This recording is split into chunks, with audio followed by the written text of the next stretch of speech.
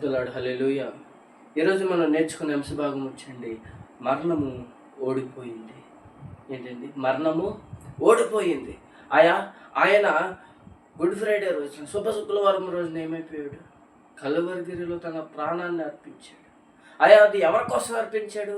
నీ కోసం, నా కోసం. అసలు ఈ మరణం ఎలా వచ్చింది? ఈ మరణం ఎలా పుట్టిందంటే ఈరోజు నువ్వు నేను చేస్తున్న పాపాల వల్ల.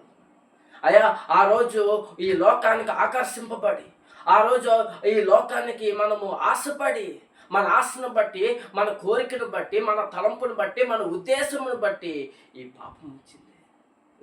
హల్లెలూయా. ఏమొచ్చిందండి? ఈ పాపం వచ్చింది. ఈ పాపం మన ఏలుతుంది. ఈ మరణము మనల్ని పరిపాలిస్తుంది. ఈ మరణము మనపై యజమాయిషీ చేస్తుంది.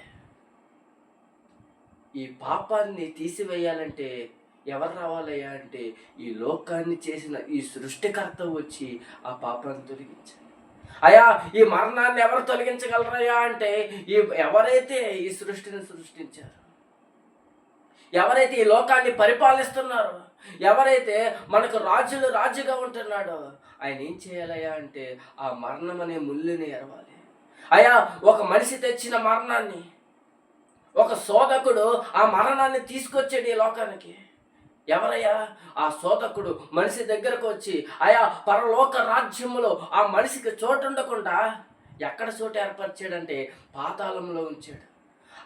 సాతానుడు పడిపోతాం కాకుండా, సాతానుడు గర్వం చేత తన పడిపోతాం కాకుండా మనల్ని కూడా ఏం చేయాలనుకున్నాడంటే పరలోక రాజ్యపు మెట్లను ఎక్కించకుండా పాతాళంలో పాడేయాలనుకున్నాడు. హల్లెలూయా.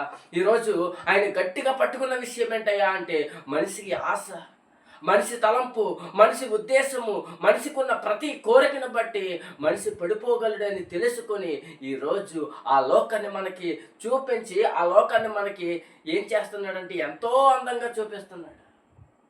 ఎంతో అందంగా చూపించి ఆ మరణాన్ని ఈ భూలోకంలోకి తీసుకొచ్చాడు. ఈ భూలోకంలోకి తీసుకొచ్చాడు.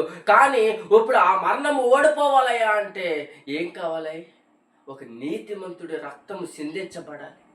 నాకు నీతిమంతుడు రక్తము సిందించబడి ఆ మరణమును ఏం చేయాలి? విరిచేయాలి. ఆ మరణములకి కానీ, ఆ మరణపు ఆస్తులకు కానీ, ఆ తలంపులకు కానీ, ఆ ఉద్దేశములకు కానీ లొంగనోడు కావాలి.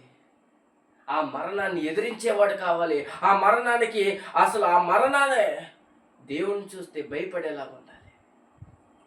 ఆ నీతిమంతుడిని చూస్తే ఆ మరణము కూడా కొన్ని మైళ్ళ కిలోమీటర్లు పరిగెట్టాలి. అటువంటి మనిషి కావాలి.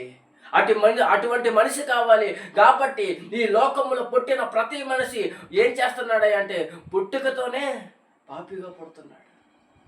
అతడు పుట్టుకతోనే పాపిగా పుడుతున్నాడు. కాబట్టి దేవుడు ఏం చేశాడయ్యా అంటే కన్యకు పరిశుద్ధాత్మ వలన గర్భవతి ఒక కుమారుని కన్నును. అతనిలో ఏ పాపము లేదు, అతనిలో ఎటువంటి తలంపు లేదు, అతనిలో ఎటువంటి ఉద్దేశము లేదు, అతనిలో ఎటువంటి కోరిక లేదు, అతనిలో ఎటువంటి కోరిక లేదు, ఎటువంటి చెడు తలంపు లేదు, ఎటువంటి చెడు ఉద్దేశము లేదు, ఎటువంటి చెడు ఆశ లేదు. ఈ నీతిమంతుడికి ఒకటే ఆశ, పరలోకపు తండ్రి ఎదుట అనేక మందిని చేర్చాలి, అనేక మంది ఆత్మలను సమకూర్చాలి, అనేక మంది ఆత్మలను తీసుకువెళ్ళాలి. ఇటు రక్షణ అందరికీ కలగచ్చి ఈరోజు ఆ నీతిని మనకి ఇవ్వడం కోసం మనం మన జీవితంలో కలగజేసుకున్న ఆ పాపాన్ని తీసివేసి ఆ మరణం తర్వాత నిత్య జీవం ఇవ్వడానికి, ఆ మరణం తర్వాత ఉన్నతమైన జీవం ఇవ్వడానికి మరణించిన మనకి మరణం తర్వాత ఎటువంటి బ్రతుకుందో మనకి తెలియదు. కానీ ఈరోజు ఒక క్రైస్తవుడికి తెలుసు మరణించిన తర్వాత నిత్య జీవం. ఎవరైతే దేవుని విశ్వసించి, ఎవరైతే యేసుక్రీస్తు వారిని విశ్వసించి ఆయన మీద ఆధారపడతారో, ఆయన మీద ఆనుకుంటారో వారు ఏం చేయబడతారయ్యా అంటే నిత్య జీవం పొంది పరలోక రాజ్యంలో దేవుని ఎదుట కృతజ్ఞతాస్తుతులు అర్పిస్తారు. ఎవరైతే దేవుని నమ్మకుండా, ఎవరైతే దేవుని ఎదుట ఆయన ప్రేమను నమ్మకుండా వ్యతిరేకంగా ఉంటారో వారు ఏం చేయబడతారండి? వారు ఏం చేయబడతారు? పాతాళములలో హల్లెలూయా సాతానుడి ఎదుట ఉండిపోతారు.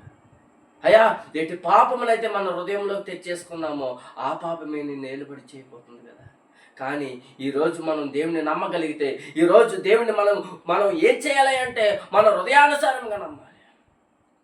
అలా నమ్మగలిగితే ఈరోజు ఆయన ఏం చేస్తున్నాడంటే ఆయన పునరుద్ధానములో మనల్ని జ్ఞాపకం చేసుకుంటున్నాడు. ప్రైజ్ ది లార్డ్, హల్లెలూయా. మొదటి కొరింథీయులకు రాసిన పత్రిక 15వ అధ్యాయము, మొదటి కొరింథీయులకు రాసిన పత్రిక 15వ అధ్యాయము 55వ వచనం.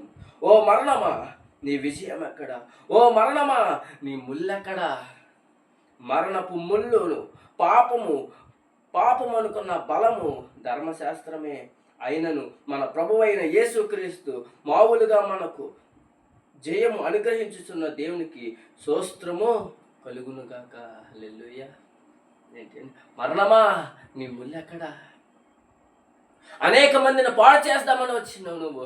అనేక మందిని పాడు చేద్దామని వచ్చి అనేక మందిని కూల్చేస్తాం. వారి జీవితంలో నాశనం అయిపోయి ఈ భూలోకంలో పుట్టిన ప్రతి మానవుడు ఇంకా నశించిపోవలసిందే. సాతానుడు ఉద్దేశం చూడండి ఎటువంటిదో. అయా, నేను ఇక్కడికి వచ్చి ఈ పాపాన్ని కలగజేస్తే నేను వెళ్ళని ఆ పరలోక రాజ్యంలోకి ఎవరు ప్రవేశించలేరు. నన్ను ఎక్కడి నుండి అయితే నెట్టివేశారో, నన్ను ఎక్కడి నుండి అయితే పాడివేశారో, నన్ను ఎక్కడి నుండి అయితే త్రోసేశారో ఆ పరలోక రాజ్యానికి ఎవరిని వెళ్ళనివ్వనని ఆయన గట్టిగా కంకణం కట్టుకొని మనల్ని అందరికీ ఏం కలగ చేశాడు? ఆ మరణమనే ముల్లిని ఈ భూలోకంలో పుట్టించాడు. ఆ మరణమనే ఆ ముల్లిని ఈ భూలోకంలోకి పుట్టేస్తే దేవుడు ఏం చేశాడో తెలుసా అండి? ఆయన కుమారుల కోసం, ఆయన కుమార్తెల కోసం, ఆయన జనము కోసం ఆ రాజే కుమారుడిగా పుట్టి ఆయనే ఏం చేశాడంటే ఈ భూలోకంలోకి వచ్చి నా పాపాల కోసం చనిపోయి ఆ మరణమనే ముల్లిని విరిచి 3వ రోజు పునరుద్ధానుడై లేచాడు. హల్లెలూయా. సమాధి గుండెలు ఏం చేశాడండి? చీల్చేశాడు. ఆ సమాధిని బద్దలు కొట్టుకుని మరి బయటకు వచ్చాడు. అయా, అనేక మంది లోపలికెళ్ళి చూస్తే ఎక్కడ నెతకూడదు దేవుణ్ణి, ఎక్కడ నెతకూడదు. అయా, మృతుల్లో నెతుకుతున్నారేంటయ్యా? ఆయన ఎప్పుడో లేచాడు. ఎందుకంటే నా పాపములు తుడిచివేసి, నా ఆస్తులు తుడిచివేసి, నా తలంపులు తుడిచివేసి ఆయన ఎప్పుడో లేచాడు. ఆయన ఏం చేపడుతున్నాడయ్యా అంటే ఆయన జనాంగం కోసం వస్తున్నాడు. హల్లెలూయా. ఎక్కడికి వస్తున్నాడండి? ఆయన జనాంగం కోసం వస్తున్నాడు. ఈరోజు జ్ఞాపకం ఉంచుకోవాలి, ఈరోజు నేర్చుకోవాలి, ఈరోజు మనం కన్ఫర్మ్గా ఒకటి అర్థం చేసుకోవాలి. దేవుడు నా పక్షమును ఉన్నాడు. హల్లెలూయా. అందుకే దేవుడు అనేక మార్లు చెప్పాడు, నేనే మార్గము, నేనే జీవము, నేనే సత్యము. నన్ను వెంబడించేవాడు ఎన్నటికీ నశించిపోడు. అయ్యా, ఆయనే జీవం, ఆయన పునరుద్ధానుడు. ఆయన లేచాడు కదా, కన్ఫర్మ్గా మనం కూడా లేపబడతాం. ఈరోజు నీ ఆత్మ దేవుని స్తుతించగలిగితే నువ్వు పరిశుద్ధుడవై నీ ఆత్మ పరిశుద్ధింపబడితే, నువ్వు ఆశీర్వదింపబడితే, నీ జీవితం రక్షింపబడితే, నీ జీవితం ఆశీర్వదించబడితే definitely you are gaining success. అయ్యా, ఒకానొక సమయాన నువ్వు లేపబడుతున్నావు, ఒకానొక సమయాన నువ్వు ఆశీర్వదించబడుతున్నావు, ఒకానొక సమయాన నువ్వు దీవించబడుతున్నావు. హల్లెలూయా. 2 తిమోతి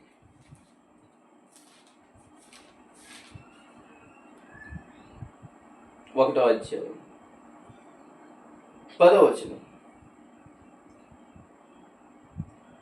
అనాది కాలమునే క్రీస్తు యేసునందు మనకు అనుగ్రహింపబడినది, క్రీస్తు యేసునకు మన రక్షణ ప్రత్యక్ష వలన బయలుపరచబడి నైనది, తన కృపను బట్టి మనల్ని రక్షించి పరిశుద్ధమైన పిలుపుతో ఆయన మనల్ని పిలుచును. ఆ యేసుక్రీస్తు మరణమును నిరాకారము చేసి జీవమును ఆయుష్యత్వమును సువార్త వలన వెలుగులోనికి తెచ్చి.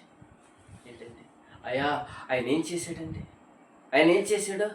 మరణమును చీల్చివేసేసి, మరణమును పాడవేసేసి, మరణమును తొలగించేసి, ఆ ముళ్ళని విరిచి మనకి జీవమును కలగజేసి, మనకు పరిశుద్ధాత్మను కలగజేసి ఈరోజు దేవుని శక్తివంతమైన మాటలు బోధించడానికి నన్ను నిలబెట్టాడు. ప్రైజ్ ది లార్డ్, హల్లెలూయా. ఏంటండి?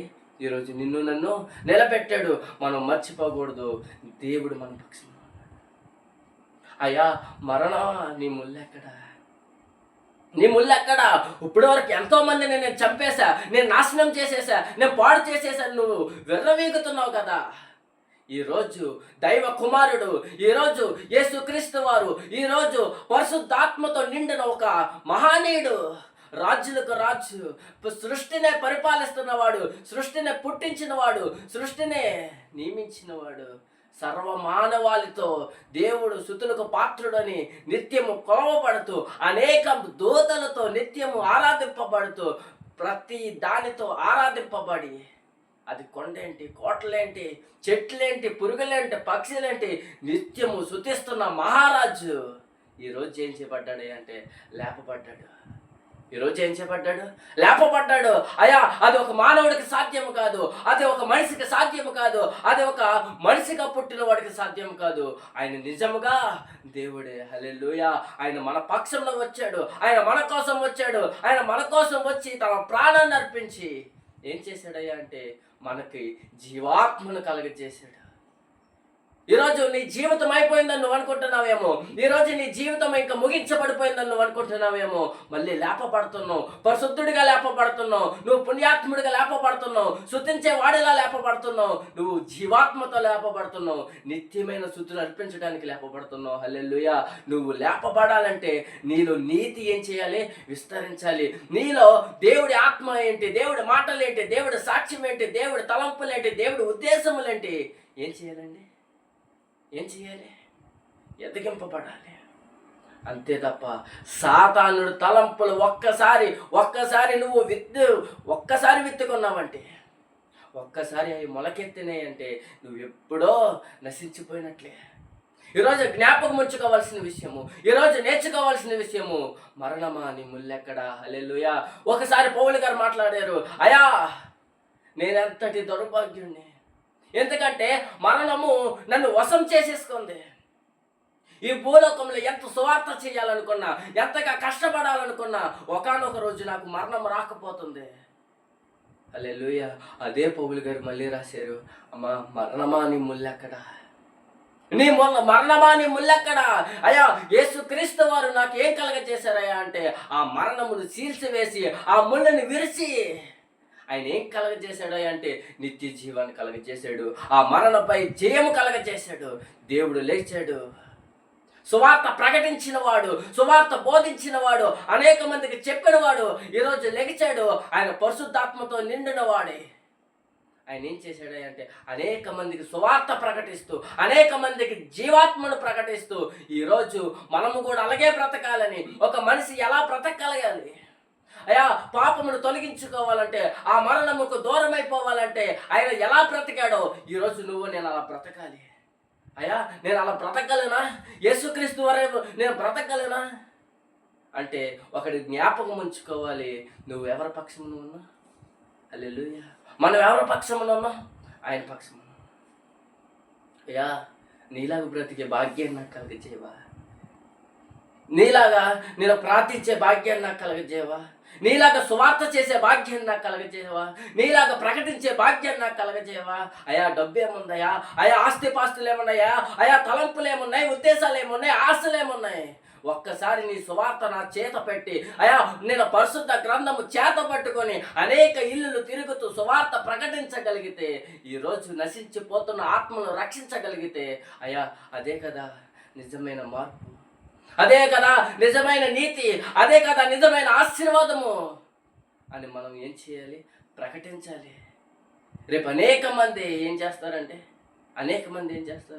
అయ్యా నువ్వు లేచావని ఆయన్ని స్తుతిస్తూ ఉంటారు. అనేక మంది సమాధి తోటల్లోకి వెళ్ళి అక్కడ ఉన్న వారిని ఏం చేస్తారు? డెకరేషన్ చేసుకుంటూ వస్తారు కదా. వారంతగా అక్కడికి వెళ్తున్నప్పుడు, సమాధి తోటల్లోకి వెళ్తున్నప్పుడు ఏడవకూడదు, సమాధి తోటలోకి వెళ్తున్నప్పుడు దుఃఖించకూడదు. అక్కడికి వెళ్ళి ఎవరైతే మీ సహోదరులు అయి ఉండొచ్చు, లేకపోతే మీ బంధువులు అయి ఉండొచ్చు, మీ స్నేహితులు అయి ఉండొచ్చు, అక్కడికి వెళ్ళి ఏం చెప్పాలో తెలుసా? నువ్వు లేపబడుతున్నావు. హల్లెలూయా. నువ్వు లేపబడుతున్నావు. ఎలాగైతే మన యేసుక్రీస్తు వారు లేపబడ్డారో నువ్వు కూడా లేపబడుతున్నావు. అయ్యా ఇప్పటి వరకు పాపిగా బ్రతుకున్నాను, కానీ నువ్వు లేపబడినప్పుడు మహిమ శరీరంతో లేపబడుతున్నావు. Praise the lord. హల్లెలూయా. ఎలా లేపబడుతున్నావు? మహిమ శరీరంతో లేపబడుతున్నావు. మరణం అనే ఆ సమాధిని నువ్వు తొలగించుకొని, మరణం అనే ఆ సమాధిని బద్దలు కొట్టుకొని నువ్వు ఎలా రాబోతున్నావా అంటే జీవాత్మ కలిగి నువ్వు ఎలా రాబోతున్నావు? పరిశుద్ధంగా రాకపోతున్నావు. హల్లెలూయా. హల్లెలూయా. నిన్ను అనేక మంది చూస్తారు, నిన్ను అనేక మంది గమనిస్తారు. ఎక్కడ? ఈ లోకము నిన్ను చూచుచుండగా నువ్వు ఎక్కడికి వెళ్తున్నావు? దేవుడి దగ్గరికి వెళ్ళబోతున్నావు. హల్లెలూయా. పాపం చేసే వారందరినీ ఒక పక్కకు తోసేసి నీతి మంతులని ఆయన ఏం చేస్తాడయ్యా అంటే ఆయన హస్తములతో పట్టుకొని పరలోక రాజ్యం తీసుకుపోతున్నాడు. ఈరోజు గుర్తించుకోవాలి తల్లి, ఈరోజు ఒక్కసారి గుర్తించుకోవాలి, దేవుడి పక్షంలో ఉన్న మనము ఎన్నటికీ పాపంలో పడిపోకూడదు. దేవుడి పక్షంలో ఉన్న మనము ఎన్నటికీ పాపంలో పడిపోకూడదు. ఆ పాపమును మనం ఏం చేసుకోవాలి? తొలగించుకోవాలి. ఆ పాపమే కదా మనకు మరణాన్ని తెచ్చిపెట్టింది. ఆ పాపమే కదా మనకి శ్రమను తెచ్చిపెట్టింది. ఆ పాపమే కదా మనకి ఇబ్బందులు తెచ్చిపెట్టింది. ఆ పాపమే కదా మనకి అప్పులు తెచ్చిపెట్టింది. ఆ పాపమే కదా మనకి శ్రమ తెచ్చిపెట్టింది. ఈరోజు జ్ఞాపకం ఉంచుకుంటున్నావా? ఈరోజు నిజంగా దేవుడిని నమ్ముతున్నావా? నేనైతే ఒక మాట చెప్పగలను, దేవుడు మరణం అనే ముళ్ళని విరిచాడు. ఈరోజు నీ దగ్గరికి వస్తున్నాడు. ఈరోజు నీ పాపం అనే ముళ్ళని దేవుడు విడవబోతున్నాడు. ఈరోజు ప్రతి కార్యాన్ని నీ చేత జరిగించబోతున్నాడు. హల్లెలూయా, హల్లెలూయా. కాబట్టి ఎన్నటికీ భయపడక దేవునిలో నివసించడం ప్రారంభించాలి. దేవుడి చిన్న మాటలు